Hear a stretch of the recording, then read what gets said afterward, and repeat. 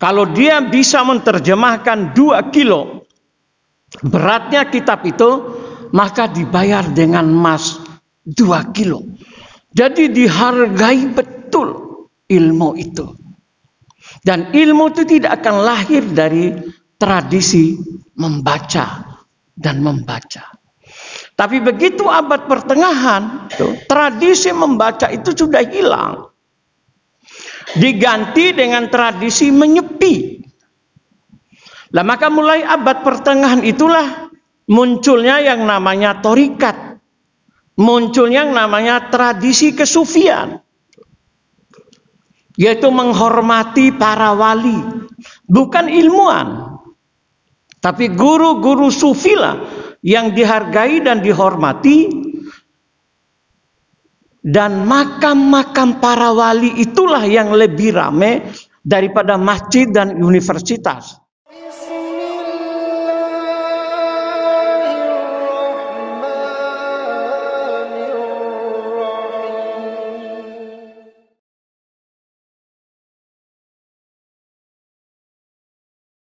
Warahmatullahi wabarakatuh.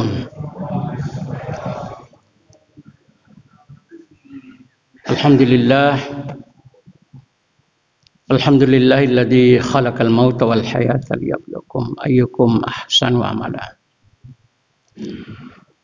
Asyhadu an la ilaha illallah wahdahu la syarikalah, lahul mulku wa lahul hamdu wa huwa ala kulli syai'in qadir.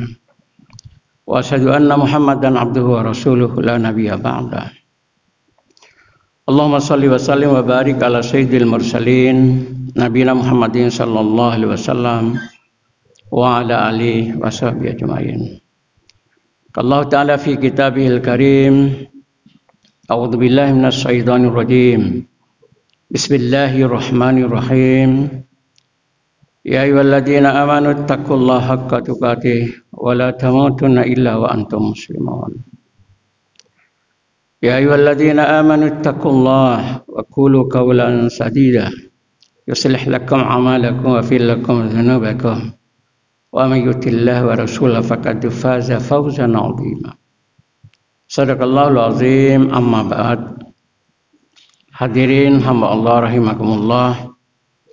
Alhamdulillahirabbil alamin. Kita bersyukur kehadirat Allah Subhanahu wa taala bahwa kita sekalian masih mendapatkan hidayah dan maunah dari Allah Subhanahu wa taala sehingga kita tetap istiqomah untuk menjalankan semua perintah Allah, menjauhi larangan-larangannya. Terutama pada pagi hari ini kita semalam mungkin i'tikaf, lalu kita lanjutkan dengan sholat subuh berjamaah dan kajian keagamaan. Mudah-mudahan apa yang kita lalui ini diridhoi dan dirahmati oleh Allah Subhanahu wa taala. Amin. Salawat dan salam kita haturkan kepada junjungan besar Muhammad sallallahu alaihi wasallam, keluarga, sahabat dan pengikutnya sampai akhir zaman. Hadirin hamba Allah rahimakumullah.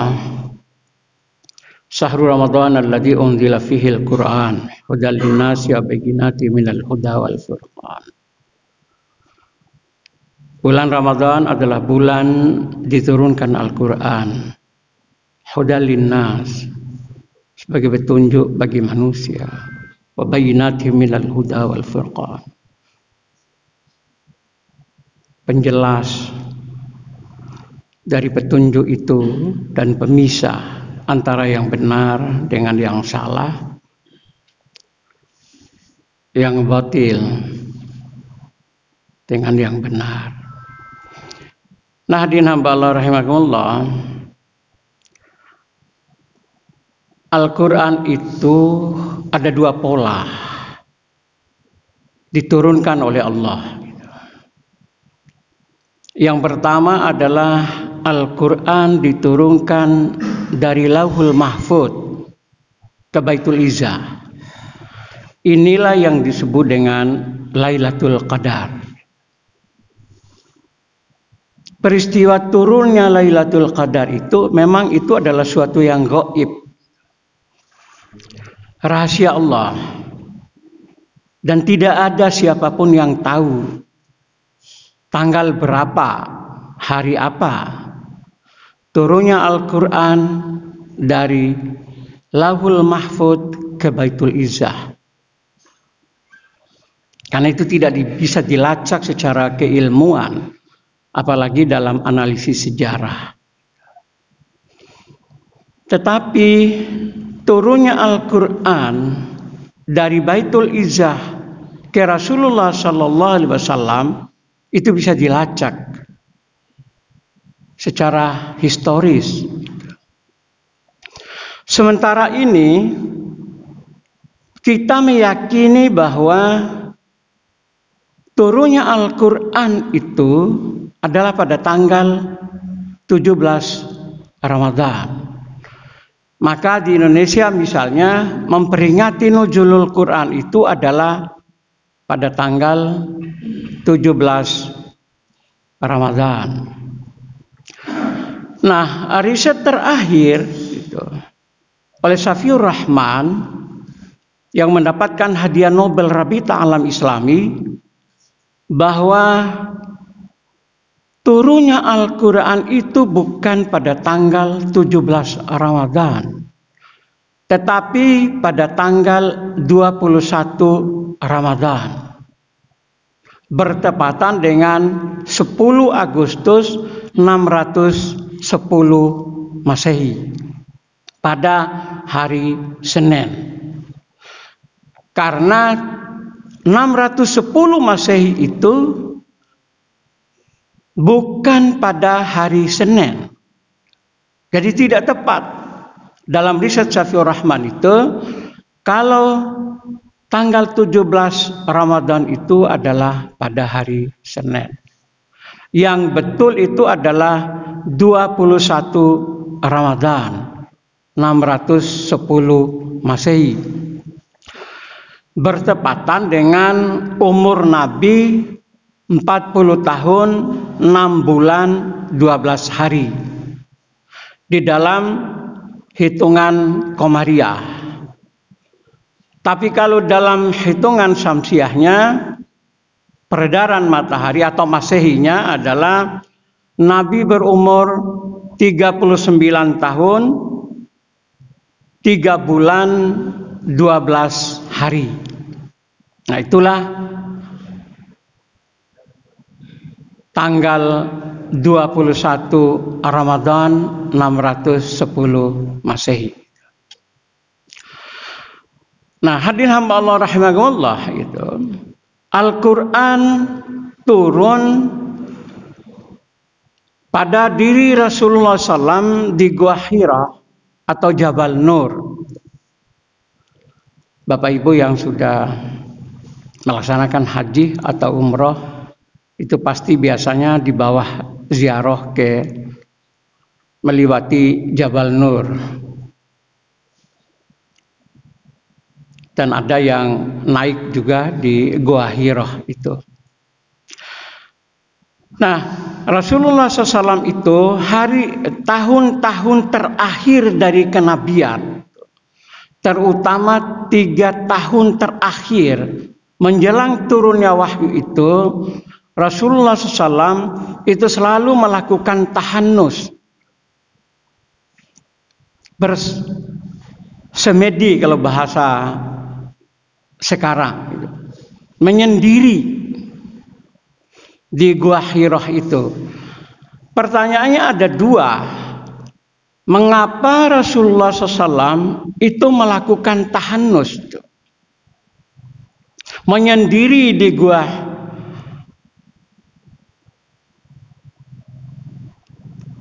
di Jabal Nur, di Gua Hira itu, dan bagaimana model ibadah yang dilakukan oleh Rasulullah SAW. Yang pertama, kenapa Rasulullah SAW itu bertahanus? Dan ini juga yang digunakan oleh para sufi, menyendiri di tempat-tempat tertentu. Tapi ada kesalahan sufi itu. Kalau sufi itu menyendiri, kemudian terus menyendiri untuk mensucikan dirinya. Sementara Rasulullah SAW itu adalah menyendiri, mempersiapkan jiwa dan mentalnya untuk berdakwah. Kalau sufi menyendiri itu sudah selesai, sudah itu. Nah, yang pertama, karena rusaknya moral masyarakat jahiliyah pada saat itu. Walaupun jahiliyah itu bukan bermakna bodoh, tapi jahiliyah itu adalah tidak mau menerima kebenaran. Rusaknya moral masyarakat jahiliyah. Yang pertama adalah memperlakukan wanita. Wanita itu tidak lebih daripada barang yang bisa dijual belikan dan bisa diwariskan. Wanita. Jadi seseorang misalnya karena kemampuan dia, maka dia bebas memiliki seberapapun wanita. Dijadikan selirnya, dijadikan budaknya, seberapapun. Lah jika ada kawannya yang bertamu, kemudian tertarik terhadap wanita, istrinya, tuan rumah itu, maka tuan rumah bebas saja memberikan sebagai hadiah terhadap temannya atau saudaranya atau kawannya. Jadi betapa tidak berharganya wanita. Dan yang kedua adalah wanita itu bisa menjadi milik bersama. Dan yang paling difahami oleh kita adalah wanita itu dibunuh secara hidup-hidup. Saya belum melacak dari sumber primer tentang kisah Umar bin Khattab. Diceritakan Umar itu setelah masuk Islam, kadang-kadang dia menangis, tapi kadang-kadang dia ketawa. Kalau dia mengingat bagaimana perilakunya sebelum beliau masuk Islam. Dikisahkan bahwa Umar itu memiliki seorang anak. Ternyata anak itu yang lahir adalah perempuan. Istrinya tahu bahwa kalau lahir anak perempuan itu pasti akan dibunuh oleh Umar. Karena itu anak ini sejak kecil dipakaikan dengan pakaian wanita. Rambutnya dipotong, baju dan celananya adalah seperti laki dan diperlakukan seperti laki. Lalu setelah dewasa, sekitar umur 7-8 tahun, Umar mengajak anaknya ini untuk berburu.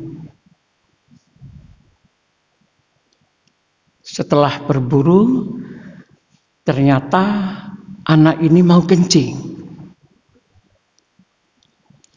dan kesulitan membuka celana. Lalu dibantulah oleh Umar membuka celananya.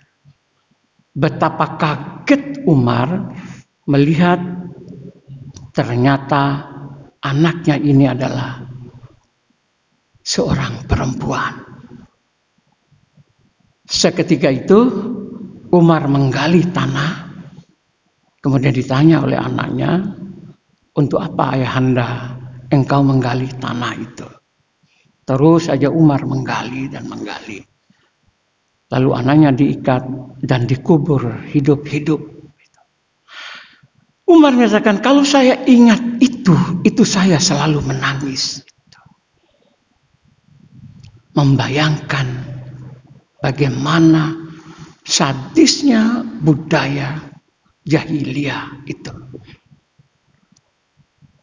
Anak perempuan dikubur hidup-hidup.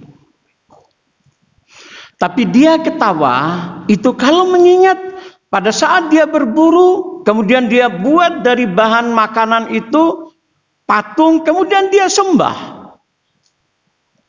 Setelah itu kalau lapar dia makan. Itu dia ketawa kalau mengingat itu. Jadi kata Umar, kalau saya mengingat peristiwa sebelum saya masuk Islam, kadang-kadang saya menangis dan kadang-kadang saya ketawa.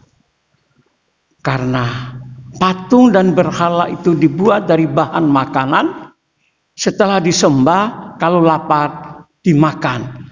Jadi Tuhan yang dimakan. Nah, itulah moral jahiliyah. Moral perilaku, pergaulan, minum-minuman, dan judi itu adalah merajalela. Nah, hal-hal itulah yang dihindari oleh Rasulullah Sallallahu Alaihi Wasallam. Maka sepanjang hidupnya Rasulullah itu tidak pernah terlibat di dalam pergaulan orang-orang Arab jahiliyah. Itulah antara lain beliau bertahanus gitu. Nah, pertanyaan yang kedua adalah dikala Rasulullah bertahanus itu dia beribadah. Nah, ibadahnya model apa? Nah, ini yang menimbulkan perdebatan di para kalangan para ulama. Ada yang menyatakan bahwa karena sekian lama Rasulullah berada di Gua Hirah itu tidak 1-2 hari. Pada hari penerimaan wahyu itu adalah sampai 1 bulan penuh. Berada di Gua Hirah itu. Lalu apa yang dilakukan? Lalu ada yang menyatakan beliau beribadah seperti ibadahnya Nabi Ibrahim alaihissalam. Ada juga yang menyatakan ibadahnya itu seperti ibadahnya Nabi Musa alaihissalam. Kemudian yang jumhur itu beliau beribadah hanya berdiam diri dan zikir ingat kepada Allah Subhanahu wa ta'ala. Nah, itulah hadirin hamba Allah rahimakumullah, tahanus Rasulullah sallallahu alaihi wasallam. Kemudian datanglah Jibril menyampaikan wahyu. Ini menjadi perdebatan juga tentang ummiyunya Nabi. Karena begitu Jibril datang, lalu merangkul Rasulullah SAW, lalu Jibril mengatakan Iqra. Dijawab oleh Rasulullah, ma'ana biqari. Baca. Saya tidak bisa membaca. Lalu dilepas lagi, kemudian dirangkul lagi Iqra. Baca, ma'ana biqari. Saya tidak bisa membaca. Sampai dengan 3 kali, Iqra bismi rabbikal ladzi khalaq. Khalaqal insana min 'alaq. Iqra wa rabbukal akram alladzi 'allama bil qalam. 'Allamal insana ma lam ya'lam. Nah, baca. Ada sebuah sejarawan juga menyatakan bahwa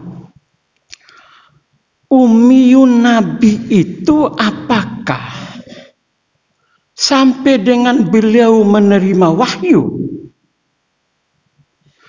ataukah ummiyun itu Nabi itu sampai dengan berumur 25 tahun. Karena apa? Karena sejak berumur 12 tahun Rasulullah itu sudah diajak oleh pamannya berdagang sampai ke Syam. Sampai bertemu dengan pendeta Bukhairah atau Bakhirah. Maka sampai sekarang masih ada pohon. Itu pohon sahabi di Yordan itu. Itu salah satu pohon sahabatnya Rasulullah yang masih hidup. Yaitu pohon sahabi di Yordan sana itu. Rasulullah berteduh di bawah pohon itu, lalu dipanggil oleh pendeta Bukhairah. Masih umil, tetapi dikala Rasulullah berdagang punyanya Khadijah berumur 25 tahun, logikanya itu begini. Bagaimana mungkin seseorang yang berdagang antar negara tidak bisa membaca dan tidak bisa menulis? Karena umur 25 tahun itu Rasulullah berdagang hartanya Khadijah ke Syam, Syria, itu antar negara itu. Bagaimana kalau berdagang tidak bisa membaca dan tidak bisa menulis? Karena itu ada yang menyebut bahwa sejak berumur 25 tahun itu Rasulullah SAW itu sudah bisa membaca. Artinya membaca dalam pengertian tentang hitungan. Tetapi kalau kita ini sahih bahwa Rasulullah ma'ana biqari itu berarti memang Rasulullah itu betul-betul ummiyun sampai dengan diangkat menjadi nabi dan rasul. Iqra bismi rabbikal ladzi khalaq. Nah, hadirin hamba Allah rahimakumullah, ayat ini yang sangat menginspirasi umat Islam. Kenapa umat Islam pada zaman klasik itu mengalami kemajuan yang luar biasa? Itu adalah inspirasi ayat ini. Iqra, baca. Karena itu pada masa klasik itu umat Islam mengalami kemajuan yang luar biasa. Karena budaya baca.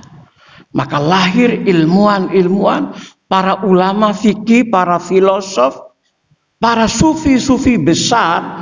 Itu adalah pada abad klasik ini. 650 sampai 1250. Itulah abad kemajuan. Karena tradisi membaca. Para khalifah dulu, terutama khalifah Bani Abbasiyah itu, kalau seseorang itu bisa menulis kitab, maka bayarannya kitab itu adalah dengan timbangan emas. Jadi kalau dia menulis kitab itu beratnya atau menerjemahkan buku beratnya 1 kilo, maka dibayar dengan emas 1 kilo. Kalau dia bisa menerjemahkan 2 kilo beratnya kitab itu, maka dibayar dengan emas 2 kilo. Jadi dihargai betul ilmu itu. Dan ilmu itu tidak akan lahir dari tradisi membaca dan membaca. Tapi begitu abad pertengahan, tradisi membaca itu sudah hilang. Diganti dengan tradisi menyepi. Lah maka mulai abad pertengahan itulah munculnya yang namanya thariqat. Munculnya yang namanya tradisi kesufian. Yaitu menghormati para wali. Bukan ilmuwan. Tapi guru-guru sufilah yang dihargai dan dihormati. Dan makam-makam para wali itulah yang lebih ramai daripada masjid dan universitas. Akhirnya umat Islam mengalami kemunduran dan keterbelakangan. mulai abad ke-12 Masehi sampai dengan abad ke-18. Itulah masa kegelapan umat Islam. Karena tradisi Iqra itu yang hilang pada diri umat Islam. Nah, hadirin hamba Allah rahimakumullah, sayangnya tradisi Iqra ini itu berkembang di dunia barat dan Cina, Jepang, Korea. Mahasiswa Cina itu belajar sehari itu berapa jam? 18 jam. Itu mahasiswa Cina. Jadi kalau menjelang ujian itu, mereka belajar itu 18 jam sehari. Jadi ke toilet itu bawa buku. Ngobrol di taman itu buku. Kemanapun itu buku. Di bis buku, di kereta buku. Yang ada itu hanya buku dan buku. Kalau pelajar anak SD di Korea, Jepang itu belajarnya berapa jam? 12 jam sehari. Itu anak SD itu. Itu baca, bukan buka HP. 12 jam. Coba kalau anak kita, berapa jam mereka belajar sehari itu. Dan mulai jam 6 sore sampai jam 9 itu tidak ada TV di rumah. Tidak boleh, apalagi HP. Ya baik, tapi ada yang jelek juga. Baiknya mereka kalau sudah juara, katakanlah juara 1 atau juara 2, semester yang akan datang mereka turun, itu mereka bisa bunuh diri gitu. Jadi kompetitifnya itu bersaing. Ya, kebetulan karena anak saya pernah kuliah di Cina itu, dia bertanya kepada kawannya, kenapa kalian itu begitu ngoyo kalau belajar itu? Sekian jam dalam sehari, 18 jam. Apa jawaban mereka? Kami harus mengalahkan Eropa.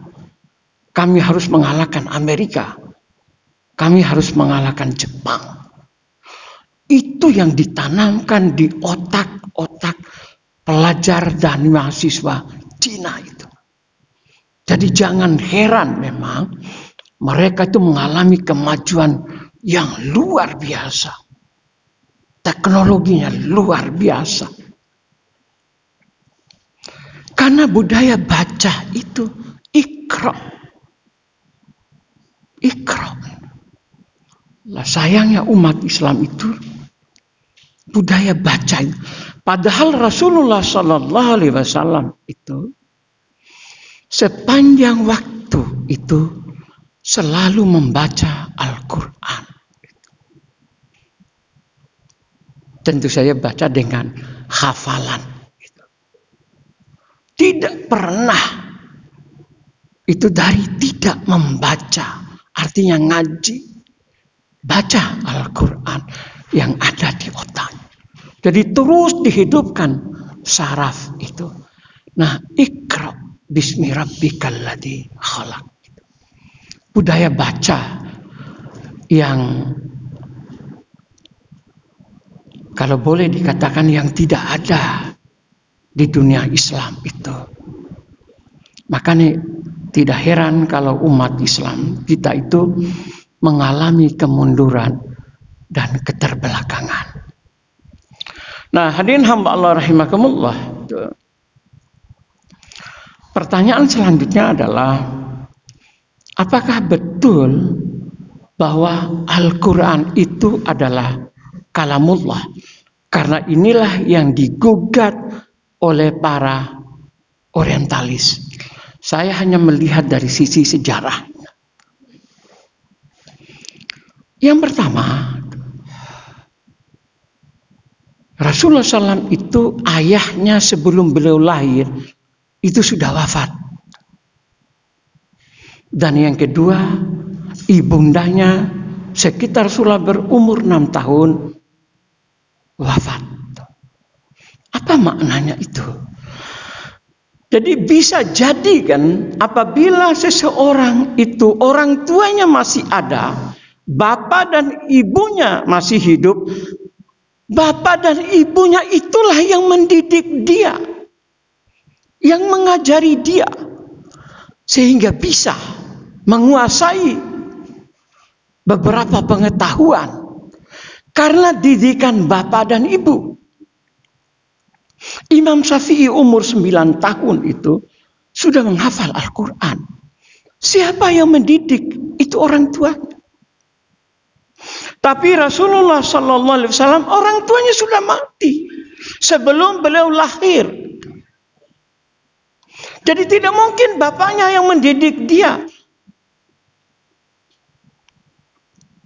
Kemudian ibunya pun itu hanya kumpul dengan Rasulullah itu hanya sekitar 2 tahun. Karena begitu lahir Rasulullah itu diasuh yang menjadi kebiasaan masyarakat Arab pada saat itu. Begitu anak itu lahir, anak kota, itu dididik oleh orang-orang desa. Tidak dididik di kota. Sayangnya tradisi ini tidak diikuti oleh kita yang lahir di kota. Dididik oleh orang desa. Kenapa? Karena di desa itu udaranya masih segar, bahasanya masih asli, dan budayanya masih baik. Itulah desa. Udara masih bersih. Tradisinya, kebiasaannya itu baik. Dan lebih-lebih adalah bahasa Arab Quraisy itu masih murni. Maka anak-anak orang kota itu dibesarkan dan dididik oleh orang-orang desa.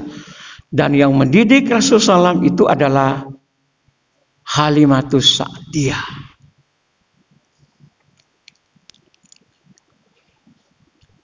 Banyak cerita yang menarik itu. Bagaimana Rasulullah SAW itu dikala dalam asuhan Halimatus Sa'diyah. Yang awalnya keledainya kurus, tidak kuat berjalan. Tapi begitu setelah mengambil Rasulullah, itu keledai itu lalu menjadi kuat. Jalannya menjadi lebih cepat dan mendahului rombongan-rombongan yang lain. Karena memang pada musim-musim tertentu ibu-ibu dari desa itu turun ke kota untuk mencari kira-kira anak siapa yang saya asuh. Kalau di kita bulan-bulan tertentu adalah bulan Ramadan seperti ini, orang-orang desa turun ke kota untuk minta sodakoh atau pengemis. Diasuh oleh Halimatus Sa'diyah.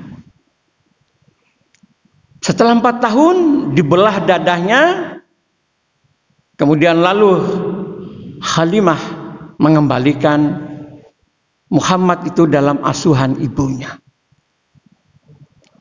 2 tahun dibawa untuk berziarah ke makam ayahandanya di Madinah, Abdullah bin Abdul Muthalib, kemudian di Abwa ibundanya Aminah dipanggil oleh Allah Subhanahu wa taala. Jadi tidak sempat dididik oleh ibunya. Steril dari didikan orang tua. Yang kedua adalah Rasulullah itu adalah ummiyun, buta huruf. Bagaimana bisa berbicara tentang ekonomi, tentang politik, tentang pemerintahan, tentang hukum? orang yang tidak bisa membaca dan tidak bisa menulis. Walaupun para orientalis menyatakan bahwa itu karena kecerdasan.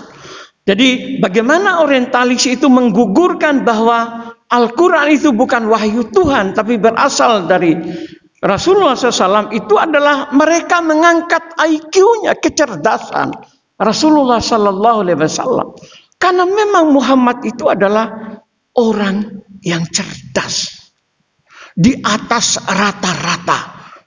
Karena kepintarannya itulah, walaupun dia tidak bisa membaca dan menulis, tapi kecerdasannya lah yang bisa mengarang tentang hukum, tentang kehidupan sosial, tentang ilmu pengetahuan, dan lain sebagainya. Kemudian yang ketiga adalah di Arab itu tidak pernah masuk filsafat Yunani dan Romawi.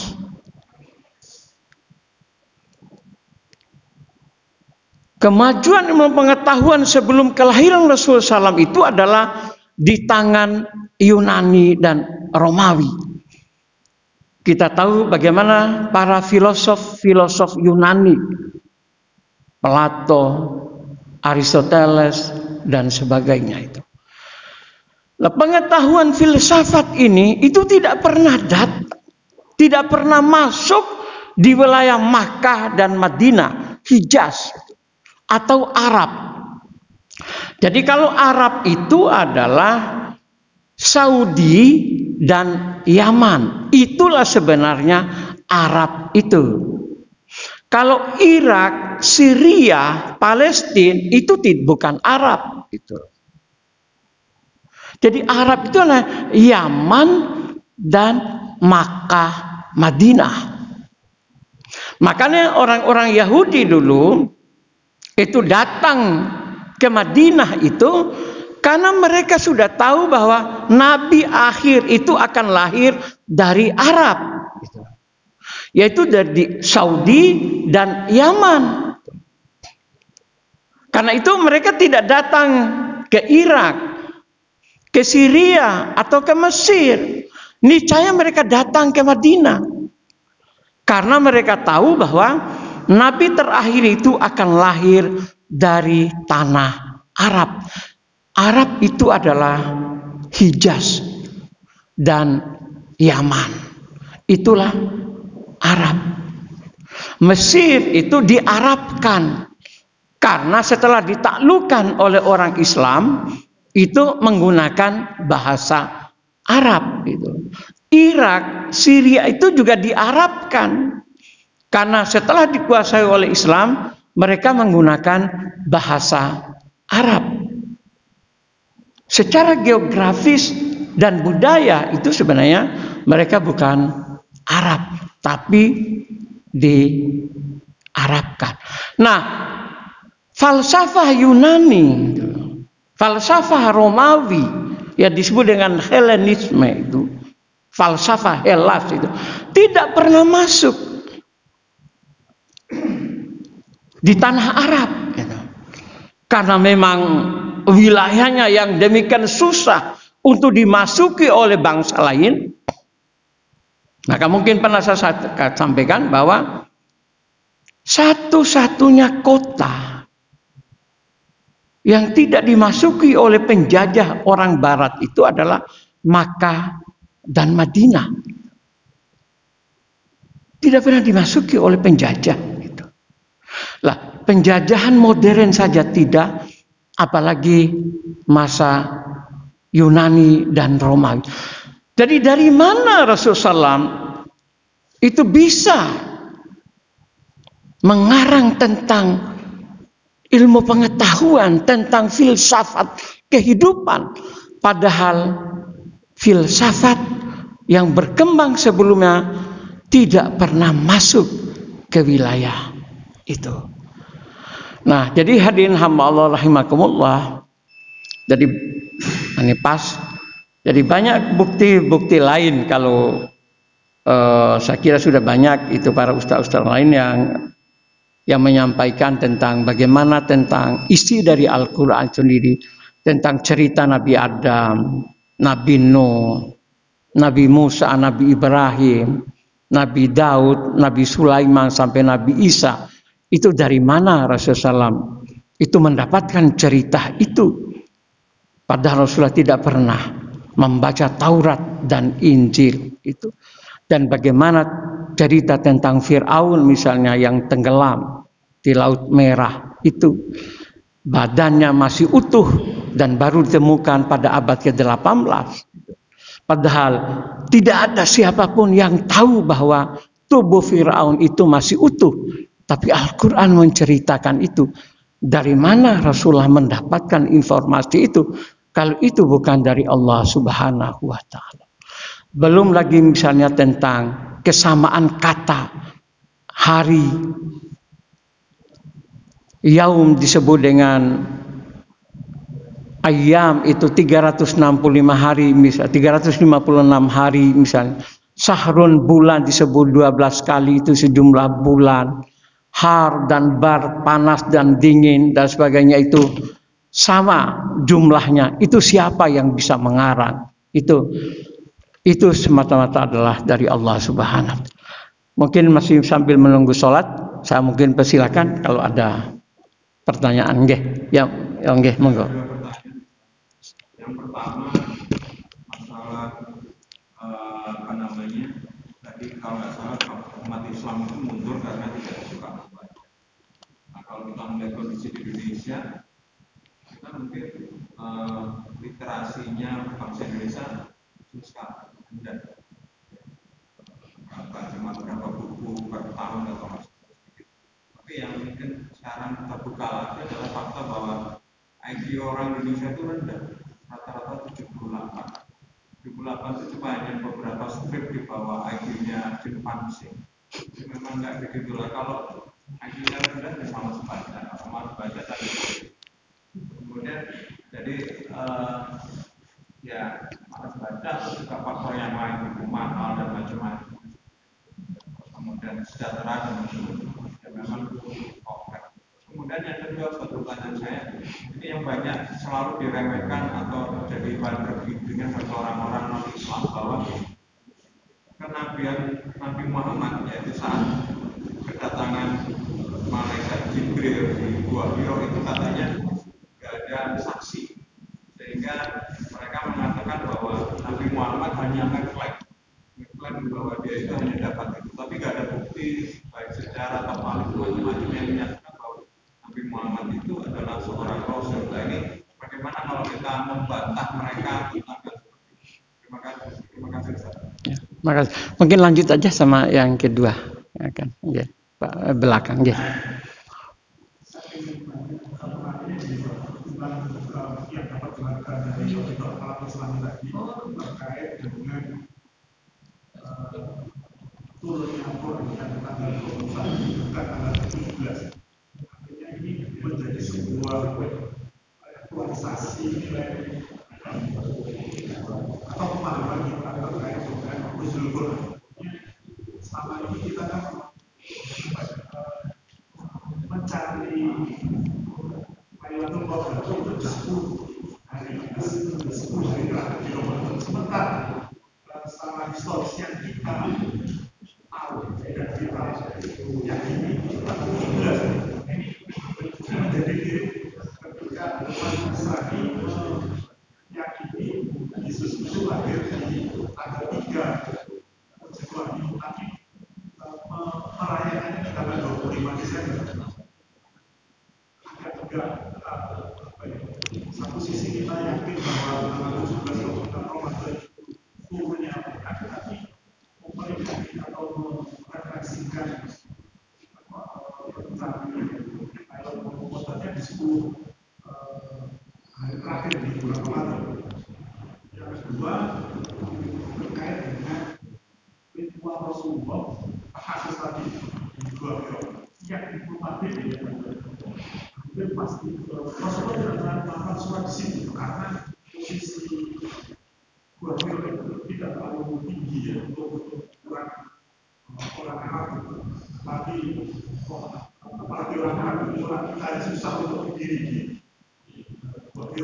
Artinya bisa jadi Rasulullah tidak masalah sholat, tapi sekedar muhasabah gitu, merefleksikan keuangan atau ini. Terima kasih Pak. Iya, yang pertama budaya ikra, budaya baca. Memang setelah keruntuhan Baghdad itu, maka terjadi sebuah kegoncangan psikologi.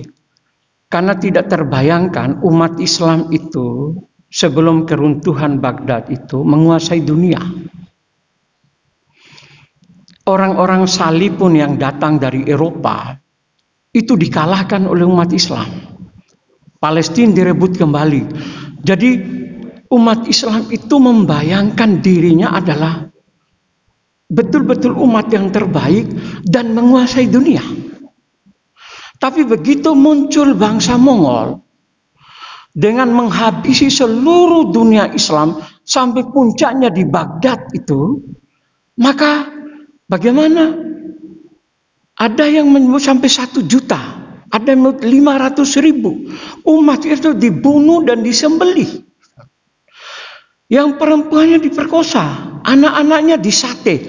Jadi terjadi kegoncangan psikologi yang luar biasa pada diri umat Islam itu, sehingga mereka menjadi putus asa. Lah orang yang putus asa itu bukan lari kepada ilmu pengetahuan, tapi lari kepada kejiwaan, ketenangan. Lah ketenangannya di mana? Yaitu di makam, di kuburan para wali, kepada orang-orang suci. Disitulah pelarian mereka. Nah akhirnya dunia ilmu pengetahuan ditinggalkan. Sudah tidak lagi belajar. Tapi bagaimana menenangkan jiwa, meredam emosi itu, lari kepada spiritual. Lari kepada zikir, wirid, ibadah, makam para sufi. Ilmu pengetahuan ditinggalkan. Maka L.S. Stoddard mengatakan, andaikan Nabi Muhammad pada saat itu lahir, muncul, maka dia akan mengutuk umatnya. Karena mereka umat tidak belajar lagi di sekolahan, tidak lagi beribadah ke masjid, tapi mereka beribadah ke tempat-tempat guru sufi dan dukun. Muncullah kehidupan ala tasawuf itu. Dan mulai saat itulah umat Islam secara perlahan-lahan mengalami kemunduran. Tapi kalau ditarik agak ke belakang sedikit itu mulai dari Khalifah Al-Mutawakkil pada masa Daulah Abbasiyah. Khalifah Al-Mutawakkil itu menutup pintu ijtihad. Jadi sudah tidak ada lagi pintu ijtihad. Tidak perlu ada ijtihad baru. Ambil saja hasil ijtihadnya ulama-ulama, yaitu Imam Syafi'i, Imam Malik, Hanafi, dan Hambali. Sudah tidak perlu ada ijtihad. Karena kata Khalifah Al-Mutawakkil, dengan adanya ijtihad, maka muncul perdebatan di dunia Islam. Dan itu mengganggu stabilitas. Sudahlah, kalau ada persoalan agama, Anda lari aja ke kitab madhab. Nah, mulai saat itulah madhab itu menjadi sebuah ideologi. Kalau bahasanya Prosafi itu, madhab itu menjadi partai politik. Tidak ada lagi ijtihad, tidak ada lagi mengkaji Al-Quran, mengkaji hadis. Tapi kalau ada persoalan, carilah kitab-kitab madhab. Jadilah madhab itu menjadi pedoman dalam ibadah umat. Sejak Khalifah Al-Mutawakkil. Makanya kalau mau sholat, oh bagaimana imam madhab ini? Anda ikut madhab mana? Kalau mau ini, ikut madhab. Tidak lagi membuka Al-Quran seperti apa, hadis seperti apa. Kalau ada persoalan baru, lari aja kepada kitab madhab. Nah, faktor itulah yang membuat umat Islam itu secara pelan-pelan mengalami kemunduran dan keterbelakangan. Puncaknya adalah runtuhnya Baghdad itu. Sehingga budaya baca itu hilang gitu. Lah, kalau untuk bangsa Indonesia, Ya, tapi kan tidak semua yang IQ-nya rendah itu. Makanya yang paling memang dihidupkan itu budaya literasi, itu budaya baca. Itu yang memang kurang. Ada satu negara, Bapak Ibu sekalian, itu negara kecil, yaitu Uzbekistan. Itu bagus sekali itu. Mereka membangun budaya baca itu. Jadi anak itu sampai dengan umur 18 tahun, kalau sudah jam 6 sore tidak ada satupun yang boleh keluar rumah. Sudah jam 6. Begitu jam 6 tek itu di jalanan, di pasar, di kafe tidak ada anak muda. Dia harus di rumah, harus belajar sama orang tuanya. Begitu dia keluar langsung ditangkap. Tanpa proses dimasukkan dalam tahanan. Itu Uzbekistan. Maka negaranya maju sekali. Maju. Jalannya itu hampir sama itu dengan jalan-jalan di Eropa. Jadi itu cara mendidik negara yang turun tangan itu. Coba kalau negara kita misalnya keluar aturan bahwa kalau anak masih belajar jam sekian tidak boleh keluar rumah. Wah, ngamuk orang Indonesia kalau gitu. Ya kafenya ya tutup itu. Tidak boleh ada. Mulai jam 6 sore sampai jam 6 pagi gitu. Semua anak itu harus di rumah didampingi dan belajar. Tapi negara kita ini susah kalau untuk diatur, itu sudah nggak bisa. Karena ya mohon maaf, bangsa kita ini udah liar betul kan. Sudah liberal gitu. Nah, kemudian bagaimana tentang Rasulullah memang tidak ada saksi. Itu sebenarnya dua pandangan itu. Yang pertama memang dari falsafah positivisme. Agus Comte, cara berpikir positivis. Untuk melihat sebuah kebenaran itu harus diverifikasi. Kebenaran itu. Kalau tidak bisa diverifikasi, maka berarti itu bukan kebenaran.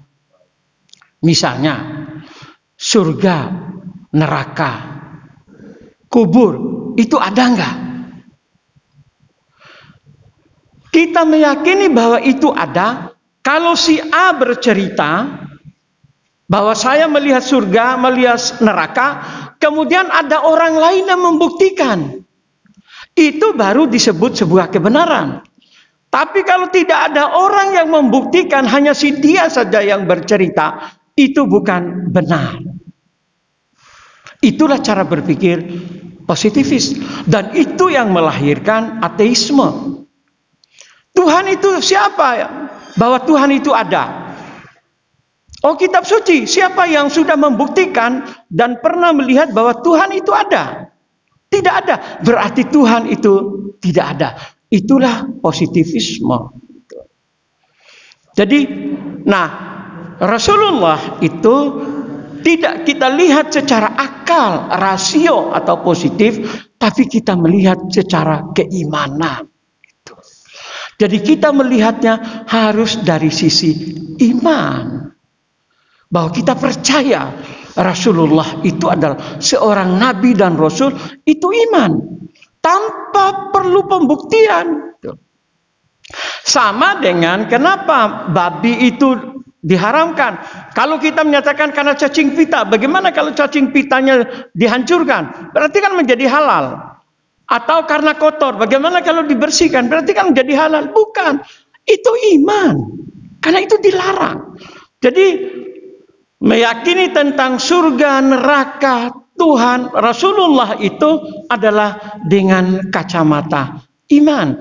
Tidak dengan kacamata pembuktian dan rasio. Jadi kita jawab, karena itulah keiman itu. Karena tidak ada siapa yang membuktikan itu. Bahwa Rasulullah menerima wahyu, didatangi oleh malaikat Jibril itu. Tidak ada saksinya. Kalau positivis atau rasionalisme, berarti itu adalah bohong. Tidak bisa diterima. Karena tidak bisa dibuktikan. Kita menyatakan, itu bukan urusan rasio. Bukan urusan pembuktian. Tapi itu adalah urusan iman. Kita mempercayainya. Meyakini bahwa Rasulullah itu adalah seorang yang benar. Yang tidak pernah bohong. Dan dibuktikan dengan datangnya wahyu. Yang berupa Al-Quran. Itulah buktinya. Itu.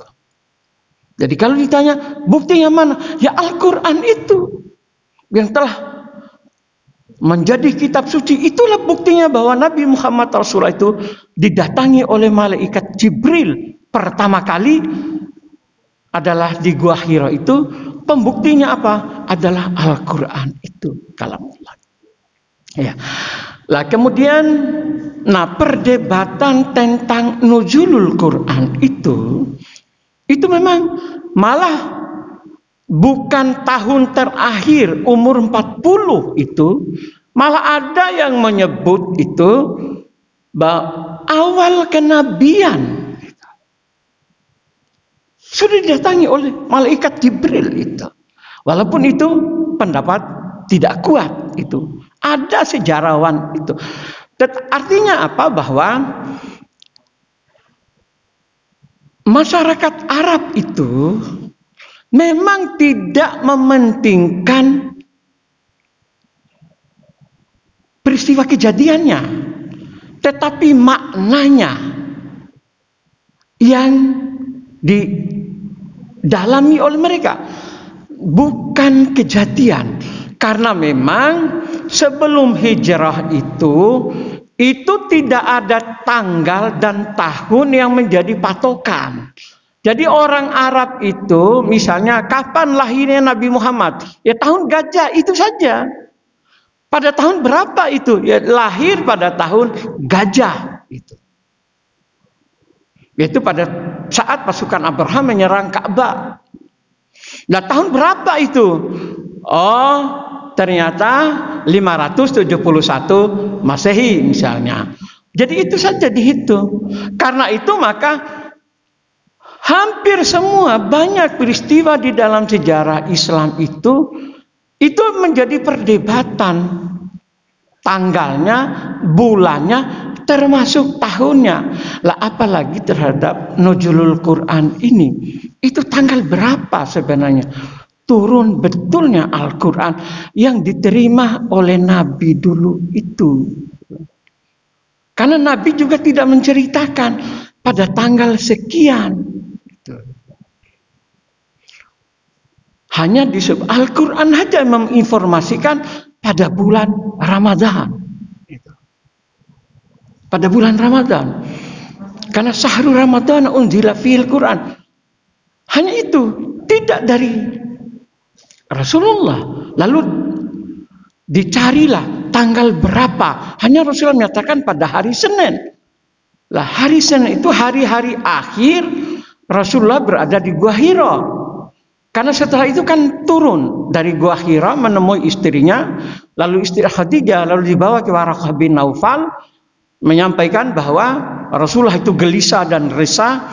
Oh itulah malaikat Jibril yang pernah turun pada Nabi Musa alaihi salam itu. Nah itu diperkirakan akhir Ramadan. Lalu dilacaklah, oh tanggal 17 Ramadan. Lalu dilacak lagi, bukan tanggal 21 Ramadan.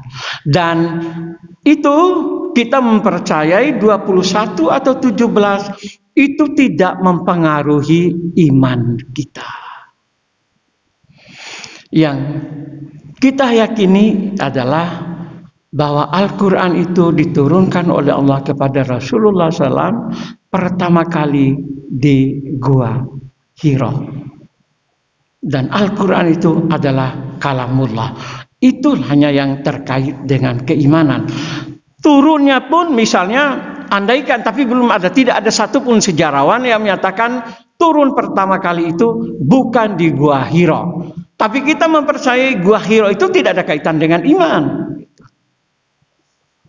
Tidak ada. Misalnya kalau ada sejarawan terakhir menemukan ternyata bukan di Gua Hiro misalnya, itu pun tidak mempengaruhi iman itu. Karena tidak ada kaitan. Hanya yang kita yakini bahwa Al-Quran itu diterima oleh Rasulullah lewat malaikat Jibril. Itulah Al-Quran, dan itu terkait dengan keimanan, terkait dengan tanggal dan tahun. Termasuk yang ini, sedikit mohon maaf ini. Surat yang kedua itu, ya Ayyuhal Mudaththir itu kalau kita membaca Sahih Bukhari itu, itu luar biasa. Bagaimana Bukhari itu, Imam Bukhari dalam kitabnya itu menceritakan Rasulullah itu gelisah dan resah setelah turunnya Iqra itu, karena tidak turun sekian lama. Lalu Rasulullah itu gelisah, resah sampai datang ke gunung, itu ingin menjatuhkan dirinya itu. Itu dari Ibnu Ishaq itu. Sampai itu dikritik betul itu catatan Bukhari itu. Bagaimana mungkin Rasulullah itu ingin bunuh diri? Coba Bapak Ibu lihat di Bukhari itu, atau yang lebih uraian agak luas lagi itu di tulisannya Quraisy Shihab itu. Rasulullah itu dianggap karena resah, kenapa ini saya ditinggal macam-macam. Setiap pagi, sore dia datang ke gunung, lalu gunung-gunung dan batu-batu itu berbicara kepada Rasulullah, wahai Muhammad, engkau utusan Allah. Gunung berbicara, batu berbicara. Maka tambah resah dan gelisah, lalu dia ingin menjatuhkan dirinya. Lalu diingatkan lagi oleh malaikat duduk di atas kursi, Muhammad, engkau adalah utusan Allah. Itu bagaimana itu? Dikoreksi betul itu. Itulah peristiwa sejarah. Tidak mempengaruhi keimanan kita, tapi hanya sebagai sebuah pengetahuan. Itulah peristiwa-peristiwa yang dianalisis oleh para sejarah.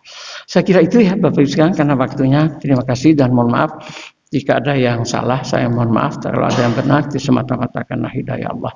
Mari kita akhiri kajian kita dengan doa kafaratul majelis. Subhanakallah wa bihamdika asyhadu an la ilaha illa anta astaghfiruka wa atubu ilaik. Alhamdulillah alamin. Assalamualaikum warahmatullahi wabarakatuh.